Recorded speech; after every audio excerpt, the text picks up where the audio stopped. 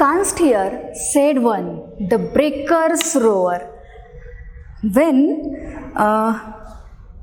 the moon rises, but there were no light, so they could only guessing through the sound where they exactly were. But see, one of the men from Ralph's crew said, "Canst hear? Canst hear means, can you hear? The breakers roar." They only hear the roaring sound of the waves. Breakers roar. Breakers means here waves, big waves, and they could only hear the roaring sound of the waves. These waves were breaking against anything else. These waves was breaking against something, and that sound was heard by the man. For methinks we should be near the shore. For methinks, methinks, it means it seems to me, or I think. Here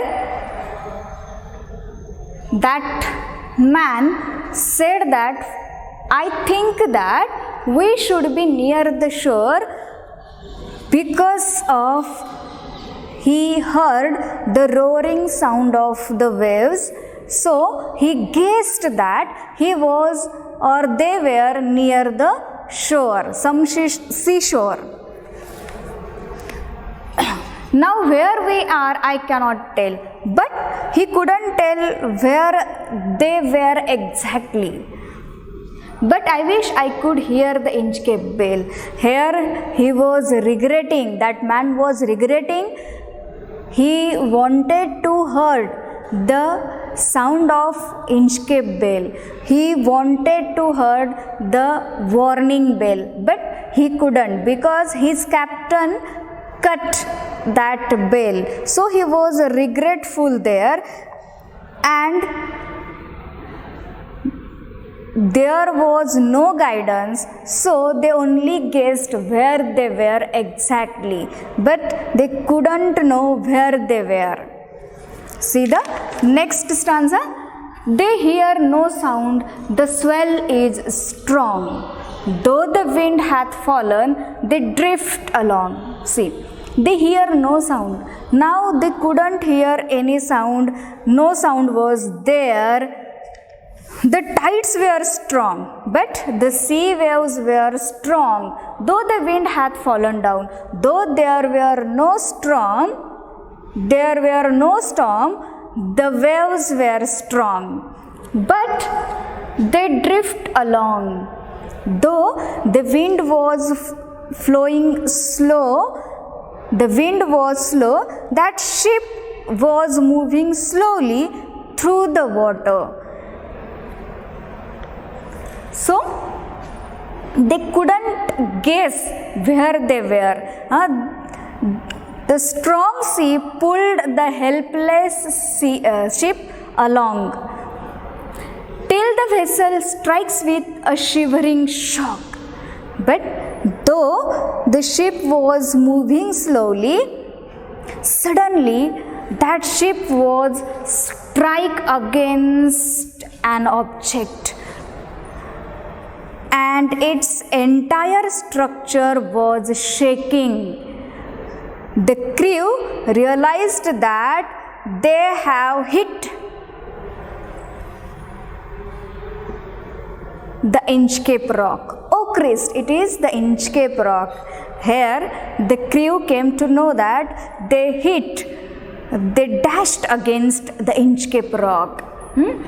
Because they couldn't hear any sound, there were no warning bell. They couldn't hear sound of the warning bell, and because of gloomy atmosphere, because of thick fog, because of darkness, they couldn't think about their own place, they couldn't guess where they were exactly, and at the same time their ship was wrecked against the Inchcape rock. And here the apostrophe is used by the speaker. Oh Christ! It means that they realized that their ship was wrecked against the Inchcape rock. If there was warning bell, they could save their lives, but now that was of no use. Their ship was wrecked and they were frightened. They were afraid that they will soon meet with their death. Sir Ralph the rover tore his hair. He crushed himself in his despair, and when his ship was wrecked, when his ship was dashed against Inchcape rock, he pulls his hair in frustration. He crushed himself. He was cursing himself because of his sinful act, and he crushed himself in his despair. The waves rush in every side. The ship is sinking beneath the tide. Here, Sir Ralph the rover, in frustration, he was pulling his hair, and he came to know that his ship was sinking down. He is getting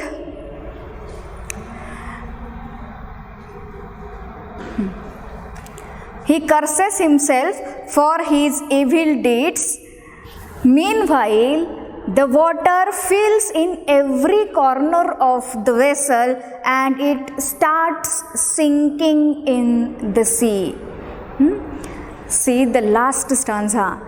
But even in his dying fear, one dreadful sound could the rover hear. Now he came to know that, and he realized that he was going to die. He was meet to his death now. Though he was afraid, though he was frightened, he hears a sound. One dreadful sound, and sound is of a sound as if with the Inchcape bell, and whatever he heard the sound, that sound was like the ringing of the Inchcape bell. The devil below was ringing his knell. Actually, his death knell that the devil himself was ringing beneath the water. The pirate, the Ralph, was fearful.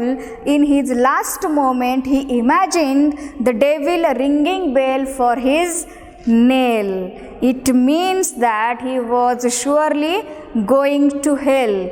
He think that, and he was be confident, be sure that he was going to hell because he did the sinful act and he get punishment for that sinful act.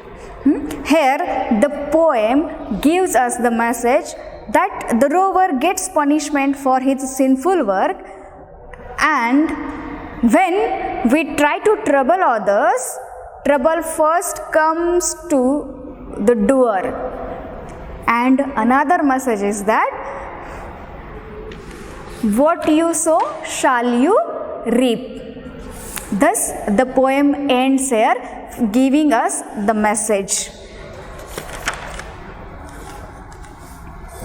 Now the figures of speech used in this poem are repetition, alliteration, personification. See,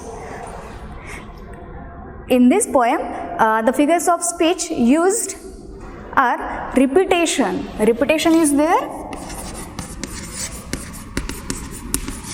What is the meaning of repetition? Repetition means repetition of a word or a phrase. Then the next figure of speech, alliteration.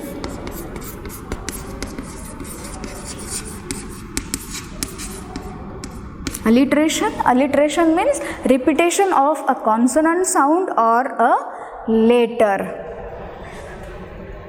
Then the next figure of speech is personification.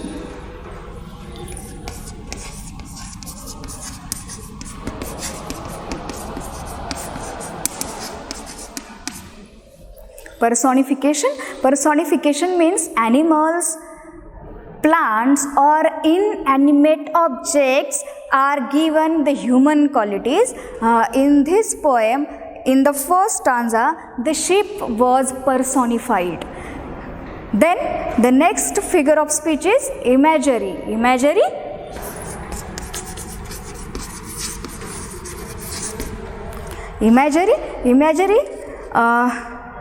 Some descriptions which appeals to our five senses, that is called imagery. In this poem, the visual imagery and sound imagery were used.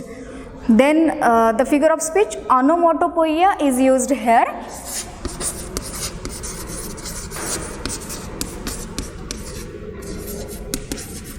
Onomatopoeia, the sound of the word resembles their meaning. For example, gurgling sound. Then the next figure of speech, inversion.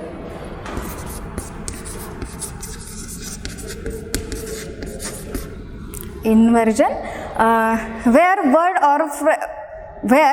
words or prose order is changed. For example, on the deck, the rower takes his stand. Here the prose order was changed. The correct prose order is the rower takes his stand on the deck. Then the next figure of speech is apostrophe.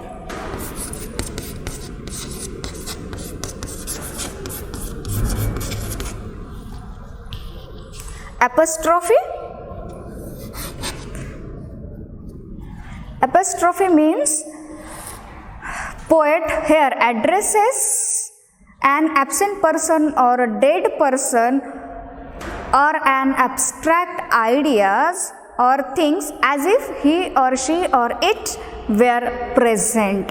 For example, O Christ. Here the speaker is addressing someone who is not present there. Okay. Thus, this figure of speech is used in this poem. Thank you.